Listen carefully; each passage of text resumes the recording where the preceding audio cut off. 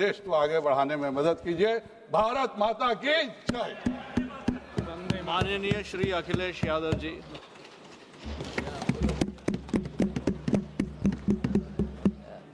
सभापति जी, मैं आपका धन्यवाद देता हूं कि इस महत्वपूर्ण विषय पे मुझे बोलने का आपने अवसर दिया, मौका दिया है। मैं सबसे पहले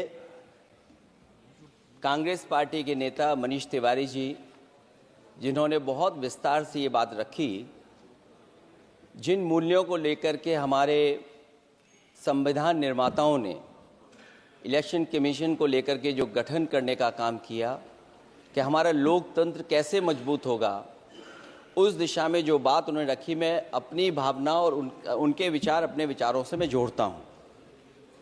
मुझे खुशी है इस बात की कि सरकार ने इस बात पर चर्चा और मौका दिया हम सबको अपनी बात रखने का। अभी जब मैं भारतीय जनता पार्टी के माननीय सदस्य जी का सुन रहा था बात, तो वो बिहार का इलेक्शन और आने वाले भविष्य में जो उत्तर प्रदेश का इलेक्शन, उस पर भी काफ़ी चर्चा कर रहे थे। सभापति महोदय, मैं कुछ बातें ऐसी कहना चाहता हूं जो हम लोगों ने अपनी आंखों से देखा, और जिस इलेक्शन कमीशन से हमें ये उम्मीद थी कि निष्पक्ष काम होगा, निष्पक्ष कार्रवाई होगी, वो हमें कहीं देखने को नहीं मिली।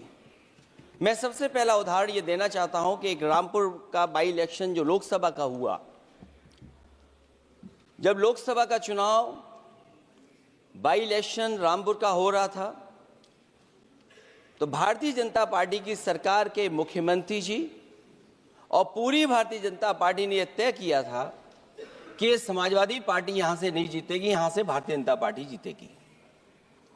और ये आशंका हम लोगों को थी कि हर तरीके से हम लोगों को दबाया जाएगा, हर तरीके से चुनाव में धांधली की जाएगी।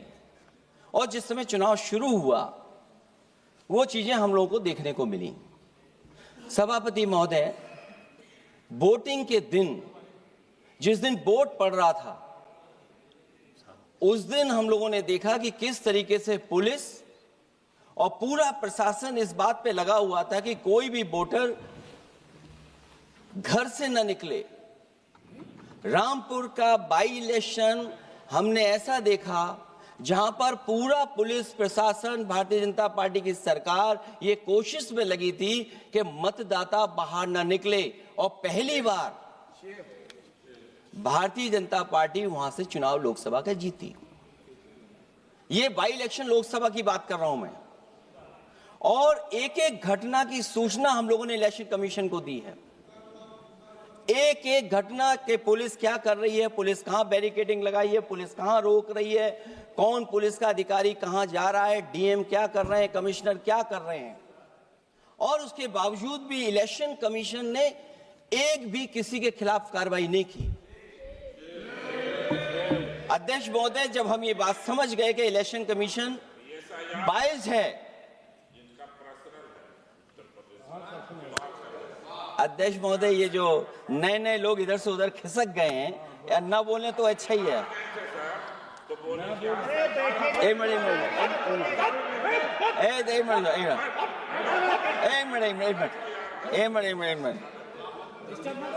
अध्यक्ष महोदय, पर अध्यक्ष महोदय, मेरा ये आग्रह है ये अध्यक्ष महोदय ये कुछ जानते नहीं है। अध्यक्ष महोदय, माननीय सदस्य कुछ जानते नहीं है, ये न पढ़े लिखे हैं न कुछ जानकारी रखते हैं। ये मैं ये कह रहा हूं, मैं ये बात इसलिए कह रहा हूं, ये अनपढ़ इसलिए हैं।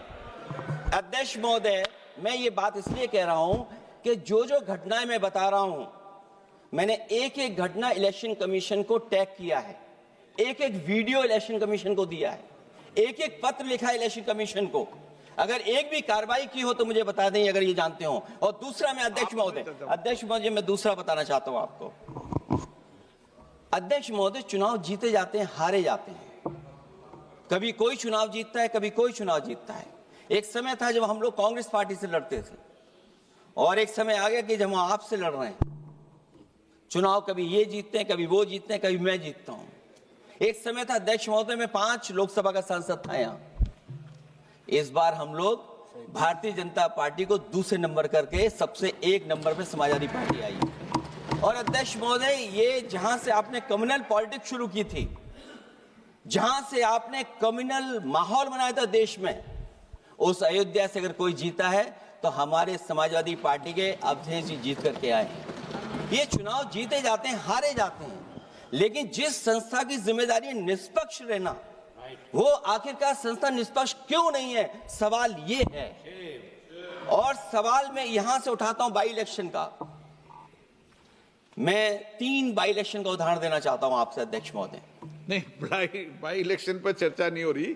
नहीं, मैं नहीं, जब तक आप अध्यक्ष महोदय चीज जानोगे नहीं, अगर मैं एग्जांपल नहीं दूंगा कि इलेक्शन कमीशन क्या कर रहा है, तो अब मैं रिफॉर्म क्या मांग करूंगा। अध्यक्ष महोदय, जब तक मैं घटना नहीं बताऊंगा, मैं पहला बाई इलेक्शन बताना चाहता हूं। ओके, मानिए आपका नंबर आ गया। अगर आप रिफॉर्म पे बात कर रहे हैं तो आपको घटनाएं क्या हुई वो बात तो करनी पड़ेगी। अध्यक्ष महोदय, मैं बाई इलेक्शन मिल्कीपुर की बात करना चाहता हूं। बाई इलेक्शन मिल्कीपुर जो अयोध्या क्षेत्र में आता है, इलेक्शन कमीशन को हम लोगों ने शिकायतें की, यहां धांधली होने जा रही है, चुनाव को हराया जाएगा। वहां की सरकार ने मिलकर के किस अधिकारी को पोस्ट करना है, किसको प्रिसाइडिंग ऑफिसर बनाना है, और हम लोगों ने रंगे हाथ पकड़ा लोगों को। एक व्यक्ति को पकड़ा, वो 6 वोट के डाल के आ रहे थे।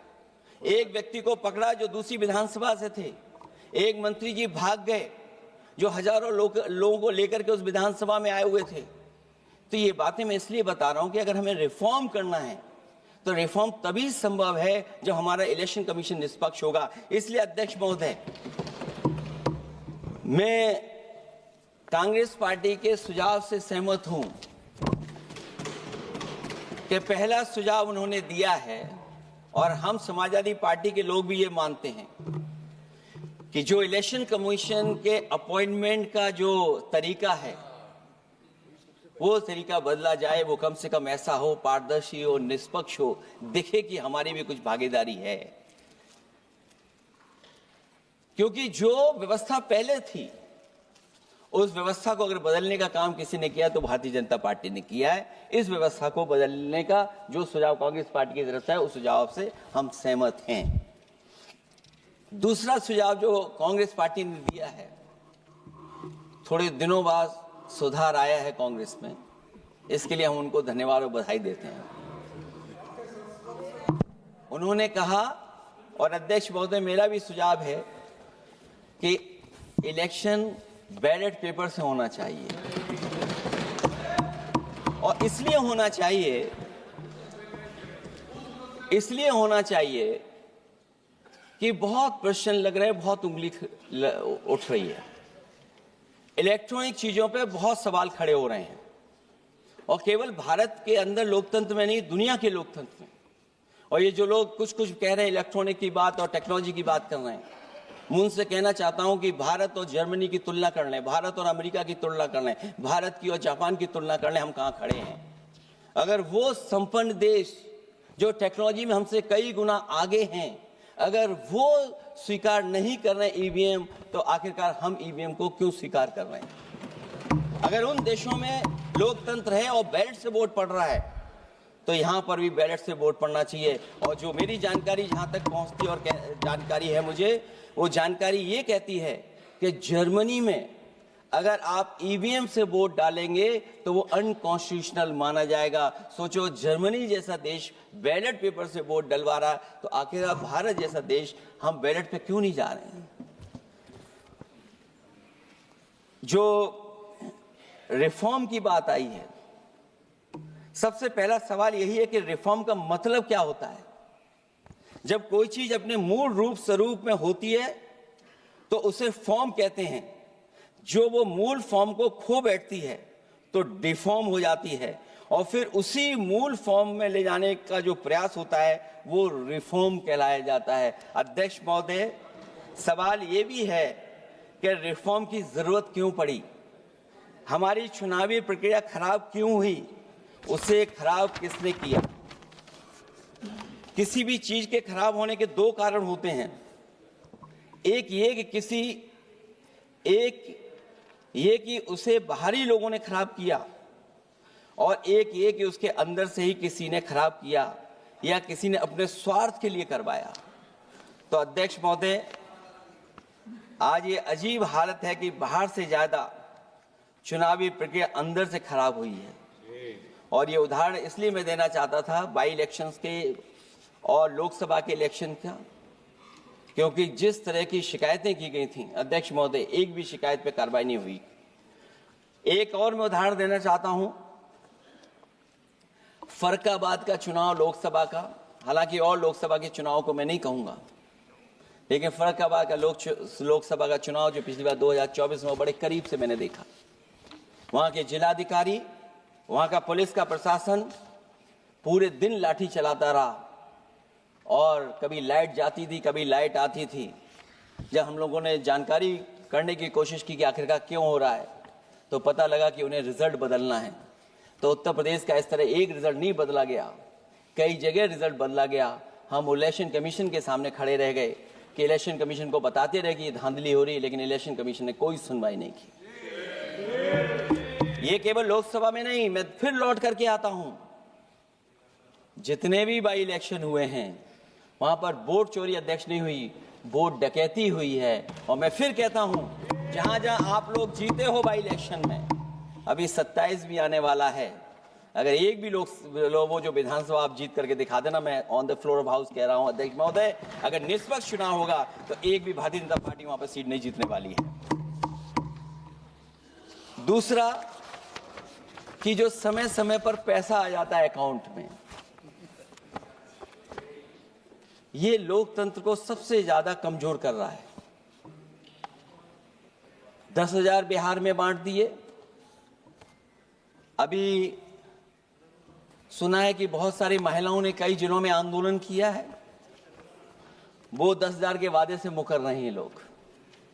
और मुझे याद है कि जिस समय उत्तर प्रदेश में मैं फ्री मोबाइल देने जा रहा था, कैबिनेट से मैंने पॉलिसी पास की थी, लेकिन यही बीजेपी के लोग चिल्ला चिल्ला करके उसको कह रहे थे कि चुनाव को इन्फ्लुएंस करने के लिए ये पॉलिसी लेकर के आए हैं, ये बांटने जा रहे हैं, और उसको रोक लगवाने का काम इलेक्शन कमीशन से किसी ने किया था, तो वो भारतीय जनता पार्टी थी। तो एक तरफ तो अपना पैसा दे रहे हैं आप, दूसरी तरफ कोई जनता के लिए अगर कोई पॉलिसी लेकर के आ रहा है उसको रोकना चाहते हैं। ये भेदभाव अगर किसी ने देखा है तो हम लोगों ने देखा है। फिर तीसरा, हम चाहते हैं कि मीडिया का जो रोल है चुनाव में, कुछ बात हम लोगों को समझ में नहीं आती। हमारे जो गरीब मतदाता हैं वो कभी कभी अध्यक्ष महोदय हमसे पूछते हैं कि आप तो टीवी पे आते हैं और चले जाते हैं, कुछ लोग टीवी पे आते हैं फिर जाते ही नहीं है, ये कारण क्या है? अगर इलेक्शन के समय पर हम पॉलिटिकल पार्टीज को स्पेस अगर बराबर नहीं मिलेगा तो शायद चुनाव निष्पक्ष नहीं होंगे। इसलिए अध्यक्ष महोदय, आपके माध्यम से मेरा सुझाव ये भी है कि चाहे वो प्राइवेट हो चाहे सरकारी हो, मीडिया में बराबर का कहीं ना कहीं हम लोगों को भी स्पेस मिलना चाहिए। इधर एक नई चीज है, नया जमाना है, तो नई चीज है सोशल मीडिया। पहली बार देखने को मिल रहा है कि जहां पर इमेज बनाने के लिए पैसा नहीं खर्च किया जा रहा अध्यक्ष महोदय, दूसरे की इमेज कैसे खराब की जाए उसके लिए पैसा खर्च किया जाता है। जो नकारात्मक जितना कैंपेन है, मैं अध्यक्ष महोदय दावे के साथ कह सकता हूं, हमारे पास कोई एजेंसी नहीं है, कोई सोशल मीडिया टीम नहीं है जो हम नेगेटिव कैंपेन रन कराते हो, लेकिन भारतीय जनता पार्टी के पास हजारों ऐसे लोग हैं और हजारों करोड़ रुपए इस बात के लिए खर्च करते हैं कि नेगेटिव कैंपेन कैसे रन किया जाए। और जितना जितना चुनाव करीब आता है उतना सोशल मीडिया से लेकर के हर प्लेटफॉर्म पर नेगेटिव कैंपेन अगर कोई कर रहा है तो वो कर रहा है भारतीय जनता पार्टी के लोग।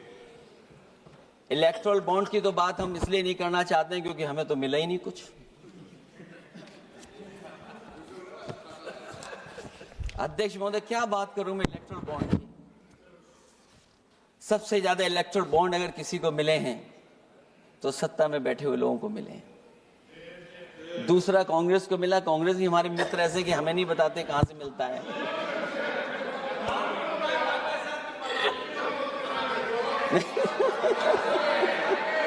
अध्यक्ष महोदय, सबसे ज्यादा चुनावी खर्चा इनके पास, दूसरा खर्चा इनके पास, हम लोगों का भी तो कोई ख्याल रखे अध्यक्ष महोदय, वो आप बता देना। तो ये जो इलेक्ट्रॉन बॉन्ड वाला जो खेल है अध्यक्ष महोदय, ये तो दिखाई देने वाला खेल है।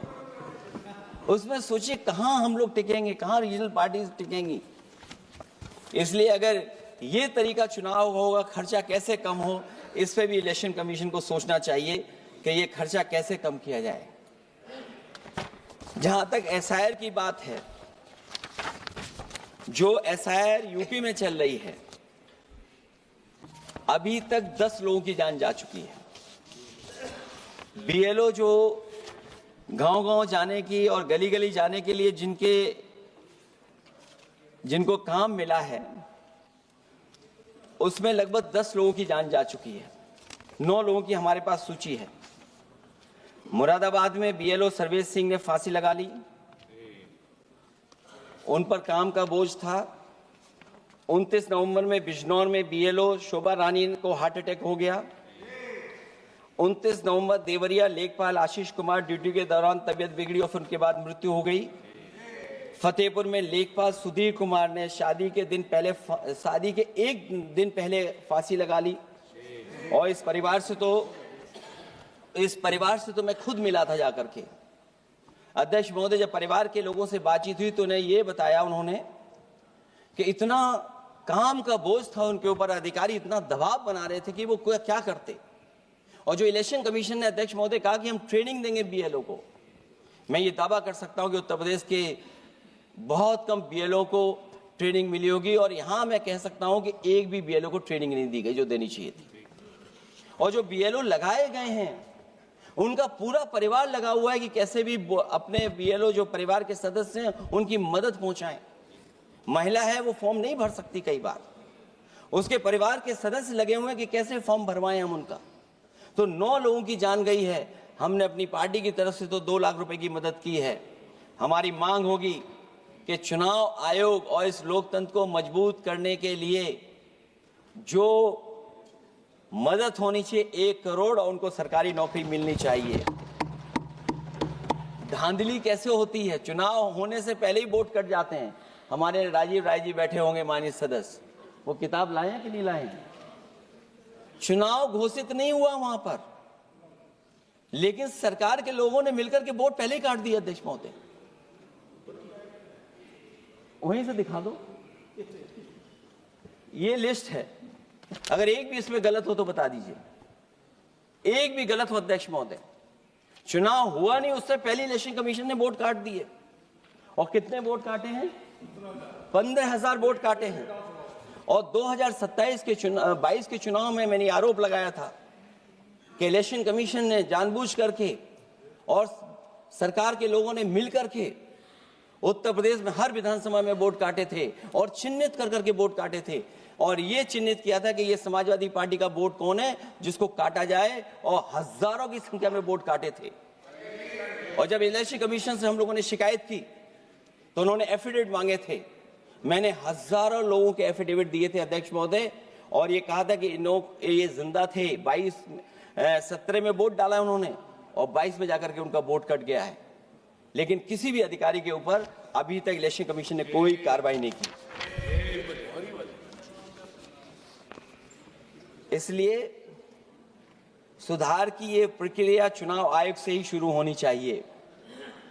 चुनाव आयोग को निम्नलिखित बातों का सुधार करना ही होगा। अध्यक्ष महोदय, चंडीगढ़ में कैमरे के सामने की चोरी पर, बंदूक तानकर वोटरों को वोट डालने से रोकने पर, उपचुनाव में चुन चुनकर एक अधिकारी पोस्ट करने पर, जीतने के बाद भी सर्टिफिकेट बदल देने पर, चुनाव आयोग को हमारे द्वारा दिए गए हजारों एफिडेविट प्राप्त न होने की झूठी बात पर, जबकि हमारे पास जमा करने की रसीद है, वॉशिंग मशीन फार्मूले पर जिसमें एक दिन पहले का भ्रष्टाचारी अगले दिन भद्राचारी हो जाता है और ऊंचे पद पर बैठा दिया जाता है, सत्ताधारियों के पैसे बांटने पर पकड़े जाने पर, सिद्धांतहीन राजनीति पर भी होना चाहिए, चुन चुनकर पीडीए के वोट काटने पर भी होना चाहिए, नकली वोटर से वोट डलवाने पर भी, नकली आधार कार्ड बनाकर चुनावी खेल करने पर, एक वोटर के द्वारा कोई वोट डालने पर, चुनाव के दौरान योजना चलाकर घूस देने पर।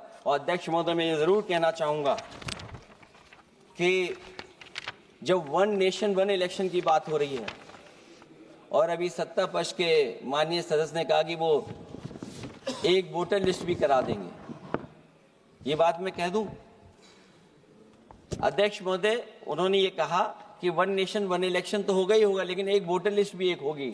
हमें उम्मीद है कि वोटर लिस्ट एक होगी और वोटर कार्ड ऐसा बने। अभी तक तो हम आधार कार्ड के लिए मांग करते थे। देश के प्रधानमंत्री जी कहते हैं कि हम तो कई समस्याओं का समाधान कर चुके हैं। सेल्फ एफिडेविट, सेल्फ अटेस्टेड अगर आप दे देंगे डेट ऑफ बर्थ तो हम स्वीकार कर लेंगे। लेकिन अब सुनने में आ रहा है यूपी में आधार ही को स्वीकार मान ही नहीं रहे हैं उसको। आधार जैसा कार्ड जिसमें सब कुछ डॉक्यूमेंटेड है, आपके फिंगर्स हैं, आपकी आई है, आपका पूरा डिटेल है, उसके बाद भी आप आधार को नहीं मान रहे हैं। इसका मतलब ये एसआईआर नहीं है, ये अंदर ही अंदर एनआरसी वाला काम कर रहे हैं। क्योंकि हमने उत्तर प्रदेश में सुना है कि वहां के मुख्यमंत्री जी कह रहे हैं कि हम डिटेंशन सेंटर बना रहे हैं। वही एसआईआर में जिसका नाम नहीं उसके लिए डिटेंशन सेंटर की जरूरत है। इसका मतलब अध्यक्ष महोदय, जो काम ये खुल के नहीं कर सकते थे एनआरसी, वो काम ये एसआईआर के बहाने कर रहे हैं। तभी ये कभी कभी कहते हैं घुसपैठियां हैं और डिटेंशन सेंटर बन रहे हैं। दरअसल सबसे बड़े सुधार की जरूरत यह है कि लोकतंत्र में फिर से भरोसा जगाया जाए। ईवीएम को हटाकर बैलेट से चुनाव कराए जाएं। चुनावी धांधली होने पर तय समय सीमा में कार्रवाई हो। विपक्षी अनदेखी न की जाए, विपक्षी शिकायतों पर पक्षपात न हो। चुनाव आयोग निर्भीक हो। चुनाव आयोग सरकार के इशारे पे काम न करे। चुनाव आयोग निर्भीक हो। चुनाव आयोग एक विचारधारा के लोगों का गुट बनकर न रह जाए। चुनाव आयोग ईमान की लगाम कभी न छोड़े। चुनाव आयोग ये ऐतिहासिक जिम्मेदारी समझे कि उसकी आज की गलती देश के भविष्य की सदियों के लिए बर्बाद कर सकती है। सबसे बड़ा सुधार यही है कि चुनाव आयोग अंतरात्मा की आवाज सुने और सच्चे देश प्रेम को दिखाते हुए खुदगर्जी की सियासत करने वालों के हाथ की कठपुतली न बने। हमें उम्मीद है कि कुछ लोगों की वजह से चुनाव आयोग की जो छवि खराब हुई है वो अब और नहीं होगी। इलेक्शन रिफॉर्म तब तक निरर्थक है जब तक इलेक्शन कमीशन में रिफॉर्म नहीं होगा। इसीलिए जो सुझाव विपक्षी तरफ से आ रहा है कि इलेक्शन कमीशन का गठन में जो पहले व्यवस्था थी वो पुनः लागू हो, उसी के बाद इलेक्शन कमीशन में सुधार संभव है। जितना इलेक्शन कमीशन मजबूत होगा उतना ही हमारा लोकतंत्र मजबूत होगा। जितना हम संविधान से खिलवाड़ करेंगे उतना ही हम समझेंगे कि आप लोकतंत्र से खिलवाड़ कर रहे हैं। इन्हीं शब्दों के साथ अध्यक्ष महोदय मैं आपका विशेष धन्यवाद देता हूं और मैं उम्मीद करता हूं कि इलेक्शन कमीशन भविष्य में फेयर काम करेगा।